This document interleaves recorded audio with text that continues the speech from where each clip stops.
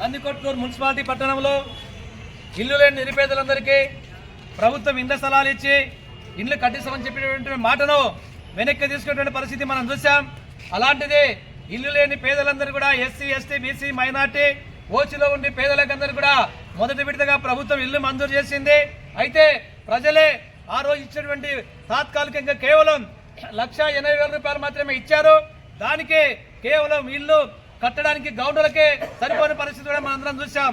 మరి అలాంటిది ఇక్కడున్న పేద ప్రజలందరూ కూడా వ్యవసాయ కూలిపై, గౌండ కూలిపై పనిచేస్తున్న వాళ్ళు పేదలందరూ కూడా దాదాపు ఇంటికి 6 లక్షలు, 8 లక్షల రూపాయలు ప్రైవేటు రుణాలు అప్పులు చేసుకొని ఈ రోజు కట్టుకునే పరిస్థితి కూడా మనం చూసాం.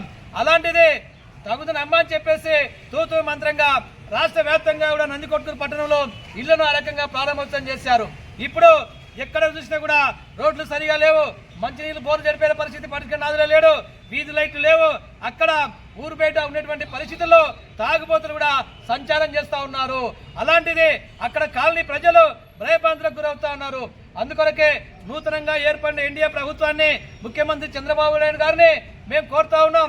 ఈ జిల్లా కలెక్టర్ గారిని, మున్సిపల్ చైర్మన్ గారిని, స్థానిక ఎమ్మెల్యే గారిని, ఎంపీ గారిని కూడా డిమాండ్ చేస్తూ ఉన్నాం. తక్షణమే జగన్ కాలనీ సమస్యలను పరిష్కరించాలని చెప్పేసి ఈరోజు ఏపీ రైతు సంఘంగా డిమాండ్ చేస్తూ ఉన్నాం. అనేక రకాలుగా ఈరోజు ప్రజలు తాగడానికి నీళ్లు లేక కనీసం ఆరోగ్యం నోచుకోని పరిస్థితి మనకు కనపడతా ఉంది.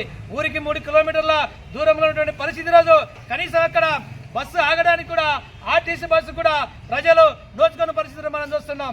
అందుకొరకే ఈ రకమైన సమస్యలపైన తక్షణమే మున్సిపల్ కమిషనర్ గారు పై అధికారులతో చర్చించి పరిష్కరించాలని చెప్పేసి మేము ఏపీ రైతు సంఘంగా డిమాండ్ చేస్తూ ఉన్నాం.